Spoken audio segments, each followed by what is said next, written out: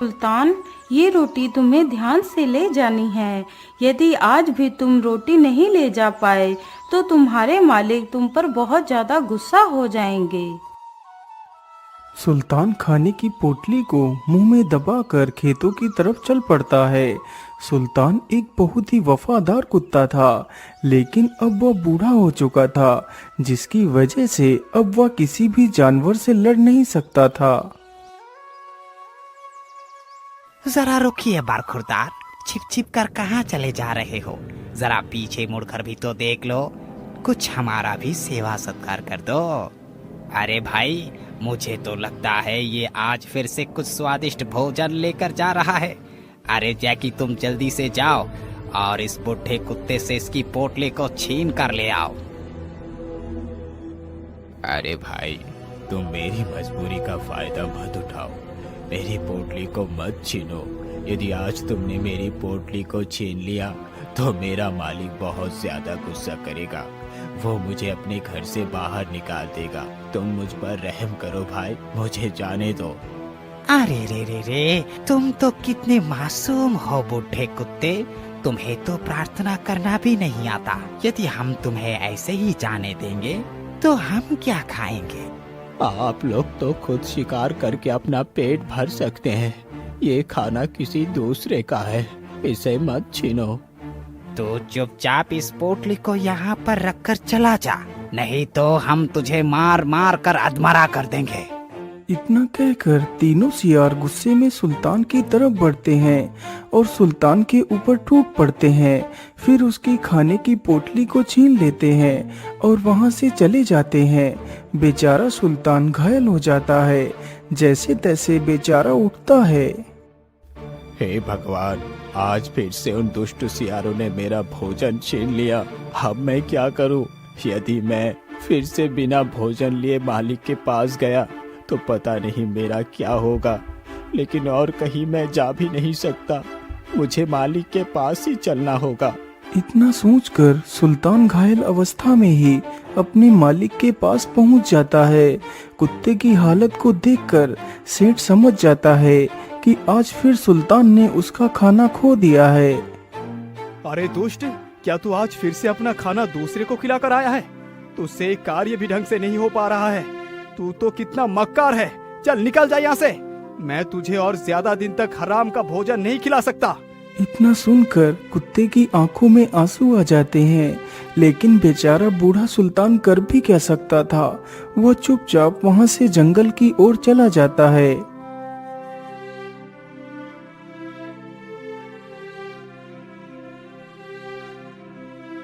अजी, क्या हुआ? आप इतना गुस्से में क्यों लग रहे हैं? और हमारा सुल्तान आपके साथ नहीं आया, आप उसे कहाँ छोड़ आए हैं? अरे सेठानी जी, आप इस दुष्ट का नाम अपनी जुबान पर मत लाओ। वो बहुत मक्कार है, उससे एक काम भी ढंग से नहीं होता है। लेकिन जी, आप तो अच्छे से जानते हैं कि सुल्तान अब बूढ़ा हो चुका है। यदि वो बूढ़ा हो चुका है तो मैं उसे अपने घर में नहीं रख सकता, इसीलिए मैंने उसे अपने घर से भगा दिया है। बेचारी सेठानी अपने कुत्ते से बहुत प्रेम करती थी। वह नहीं चाहती थी कि उसका वफादार कुत्ता उससे दूर हो, लेकिन वह कर भी क्या सकती थी।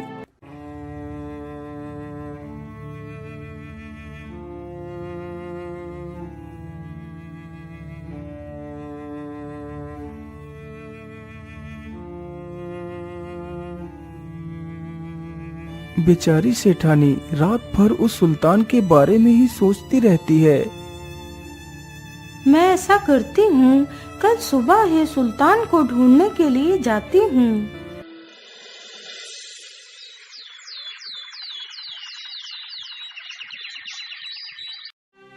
अगली सुबह ही सेठानी कुत्ते को ढूंढने के लिए निकल पड़ती है।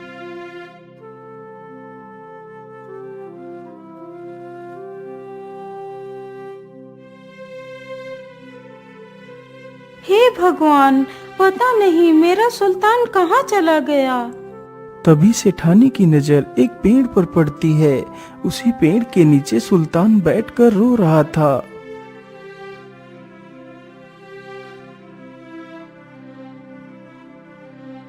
अरे सुल्तान, तुम यहाँ पर पड़े हो।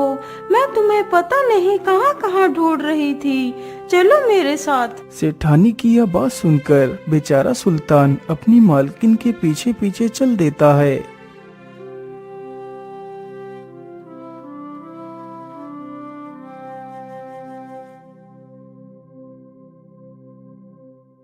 अरे दुष्ट, तू फिर से आ गया। मैंने तुझे घर से भगा दिया था, तू फिर आ गया। मैं तुझे जिंदा नहीं छोड़ूंगा। रुक जाइए सेठ जी, सुल्तान को मैं लेकर आई हूँ। आप उसे घर से नहीं भगा सकते। अरे भाग्यवान, तुम एक साधारण कुत्ते के लिए मुझसे बहस कर रही हो। अजी, मैं कुछ नहीं जानती। सुल्तान हमारे साथ ही रहेगा। अच्छा ठीक है भाग्यवान, तुम चिंता ना करो, मैं इसे कुछ भी नहीं करूंगा। अच्छा सुनो भाग्यवान, तुम जरा हमारे लिए कुछ मीठा ले आओ। ठीक है जी, मैं अभी लाती हूँ।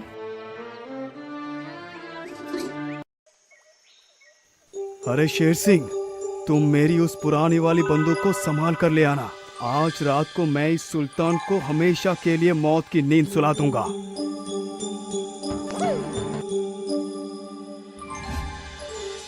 हे भगवान, मैंने पूरी जीवन अपने मालिक की सेवा पूरी वफादारी से की है।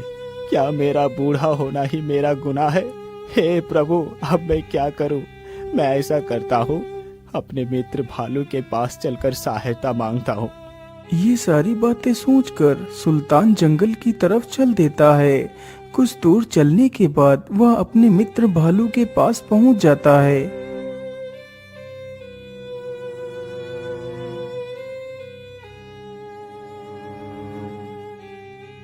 अरे मित्र, क्या बात है? तुम इतने दुखी क्यों दिखाई पड़ रहे हो? मित्र, मैं तुम्हें क्या बताऊं, मैं बड़ी ही दुविधा में हूँ। फिर सुल्तान अपनी सारी कहानी उस भालू को सुनाता है। अरे भाई, तुम्हारा मालिक इतना निर्दयी कैसे हो सकता है?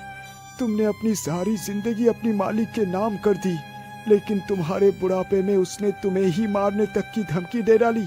वाकई इंसान तो कितना निर्दयी होता है। मित्र, अब तो मेरा मालिक मुझे मार ही देगा। इसीलिए मित्र, मैं अंतिम बार फिर से वही शहद खाना चाहता हूँ जो तुमने मुझे पहली बार खिलाया था। अरे नहीं मित्र, तुम ये कैसी बात कर रहे हो? मैं तुम्हें शहद भी खिलाऊंगा मित्र, और तुम्हारी सहायता भी करूंगा। जैसा मैं कहता हूँ तुम वैसा ही करो। फिर भालू अपनी योजना उस कुत्ते के कान में बताता है। अच्छा ठीक है भाई, अब मैं चलता हूँ। इतना कहकर कुत्ता वहाँ से चला जाता है।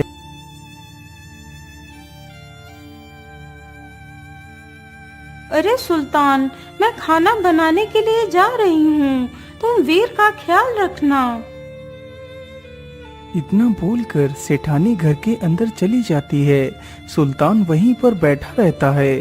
उसके सामने ही उसका सेठ बैठा था तथा उसी के पास सेठ का बच्चा भी लेटा था। ओहो, कितना समय हो गया है, लेकिन अभी भी शेर सिंह बंदूक को लेकर क्यों नहीं आया? सेठ इतना सोच ही रहा था कि तभी वहाँ पर सुल्तान का मित्र भालू आ जाता है। अरे अरे रे रे, बाबा भालू, मेरा डंडा कहाँ गया? सेठ डर के मारे वहाँ से भाग खड़ा होता है और दूर एक पेड़ के पीछे जाकर छिप जाता है। भालू उस बच्चे को अपने मुंह में दबाकर वहाँ से चल देता है। तभी सुल्तान भालू के ऊपर भौंकने लगता है, तो वह भालू जानबूझकर कुत्ते से डरने का नाटक करता है। तभी सेठानी भी बाहर आ जाती है। सुल्तान, तुम उस भालू को छोड़ना मत। मेरे बच्चे को बचा लो सुल्तान, नहीं तो मैं भी मर जाऊंगी। सुल्तान भालू के ऊपर भौंकता रहता है, तो भालू उस बच्चे को वहीं पर छोड़कर वहां से भाग जाता है। सेठानी तुरंत ही अपने बच्चे को उठाकर अपने सीने से लगा लेती है। तभी वह सेठ भी वहां पर आ जाता है। यह दृश्य देखकर तो सेठ की आंखें फटी की फटी रह जाती हैं। मालिक, ये लीजिए, मैं बंदूक लेकर आ गया। अरे नहीं नहीं शेर सिंह, अब मुझे इस बंदूक की आवश्यकता नहीं। आज मैं एक बहुत बड़ा पाप करने से बच गया, जिसने मेरी रखवाली पूरी जीवन भर की। आज वो बूढ़ा हो गया तो मैं उसे मारना चाहता था। हे प्रभु, तूने मेरे हाथों से ये पाप होने से रोक लिया। सुल्तान, मुझे माफ कर दे, मैंने तुम्हारे ऊपर बहुत जुल्म किया था।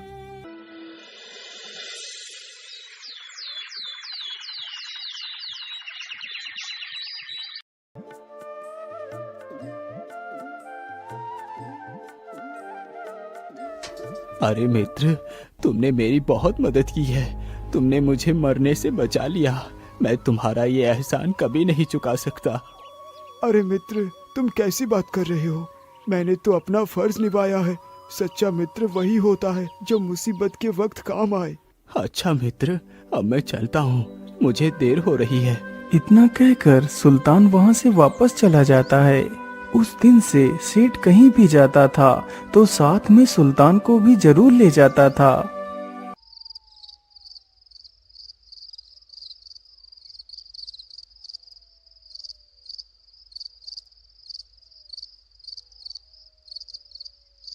अरे मित्र उठो, देखो मैं आया हूँ।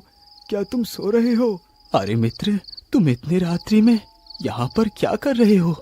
अरे भाई, मैं तुम्हें क्या बताऊं, मुझे तो बहुत जोर की भूख लगी है।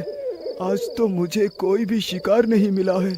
लेकिन भाई, इसके लिए तो मैं तुम्हारी कोई सहायता नहीं कर सकता। अरे नहीं भाई, तुम मेरी सहायता अवश्य कर सकते हो, इसीलिए तो मैं तुम्हारे पास आया हूँ। बोलो मित्र, मैं तुम्हारी सहायता कैसे कर सकता हूँ? मित्र, तुम्हारे सेठ के पास तो काफी सारी बकरियां हैं। मैं उन्हीं में से एक बकरी को ले जाता हूँ। नहीं मित्र, तुम मेरे मालिक की बकरियां उठाकर नहीं ले जा सकते। यदि तुमने ऐसा किया तो मेरा मालिक मुझे छोड़ेगा नहीं। तुम चिंता ना करो, तुम्हारे मालिक को कुछ भी नहीं पता चलेगा।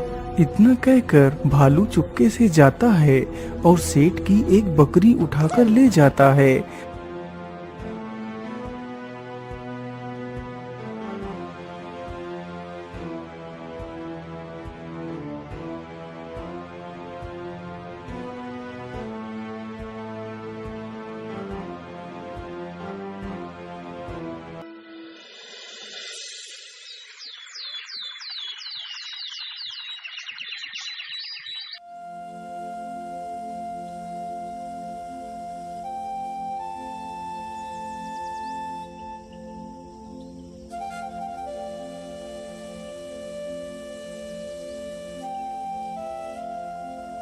ओहो, आज भी शिकार नहीं मिल रहा।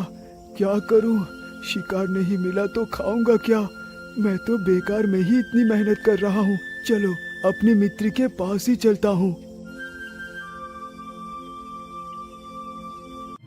अरे मित्र, आंखें खोलो, मेरी सहायता करो। अरे क्या हुआ मित्र, तुम क्या सहायता चाहते हो? अब तुम्हें क्या हुआ? अरे भाई, आज फिर से मुझे कोई शिकार नहीं मिला है।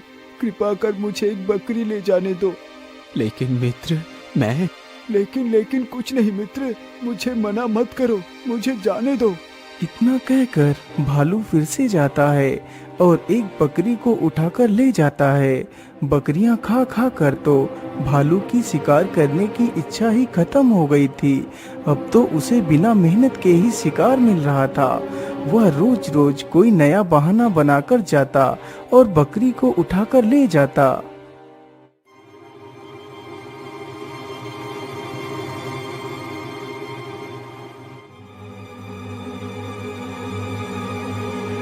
नहीं मित्र, तुमने धीरे धीरे हमारी मालिक की आधी बकरियां तो खा ही ली। अब मैं इससे ज्यादा बकरियां नहीं दे सकता।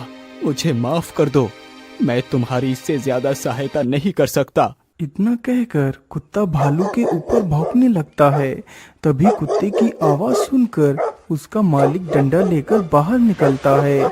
मालिक को आता देख भालू वहां से भाग जाता है। कुत्ते की इस हरकत से भालू को बहुत गुस्सा आया।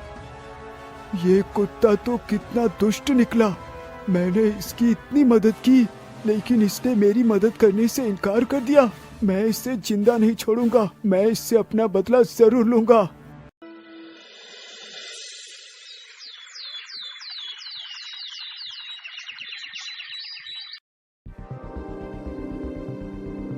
अगली सुबह ही वह भालू अपने दूसरे मित्र भालू के पास जाता है।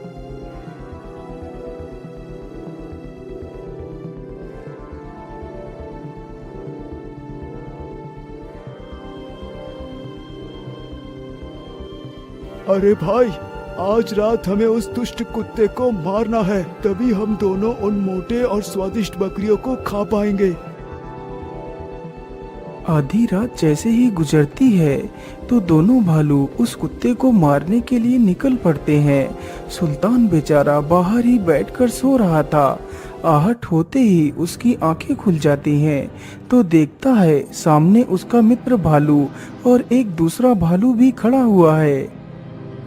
अरे मित्र, तुम इतनी रात्रि में यहाँ क्या कर रही हो? अरे दुष्ट कुत्ते, मैं यहाँ पर तेरी मालिक की बकरियां चुराने के लिए आया हूँ। नहीं मित्र, तुम मेरे जीते जी मेरे मालिक की एक बकरी भी नहीं ले जा सकते। अरे मैंने कब कहा कि मैं तुम्हारे जीते जी बकरियों को चुरा कर ले जाऊंगा? मैं तो तुझे मारकर तेरी बकरियां चुरा कर ले जाऊंगा। इतना कहते ही दोनों भालू कुत्ते के ऊपर टूट पड़ते हैं और उसे घायल कर मौत की नींद सुला देते हैं।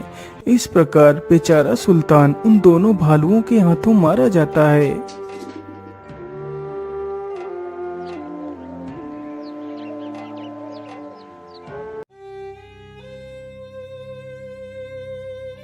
अरे सुल्तान कहाँ गया?